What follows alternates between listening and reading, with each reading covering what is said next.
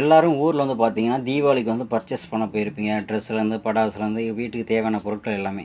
அது வந்து என்னென்னா உங்கள் தேவைக்கு ஏற்ப வந்து வாங்குங்க.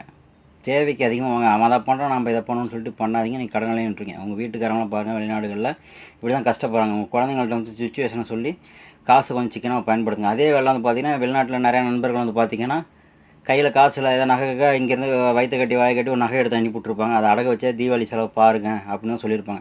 அப்போ நீங்கள் பேங்க்கு போகும்போது வந்து பார்த்தீங்கன்னா நீங்கள் ஒரு 50,000 வைக்கலான்னு போகிறீங்க, இல்லை ஒரு 25,000 வைக்கலான்னு போனீங்கன்னா அதுக்கு டபுள் மடங்காக காசு 1,00,000 தர மேடம் வாங்கிக்கிங்க.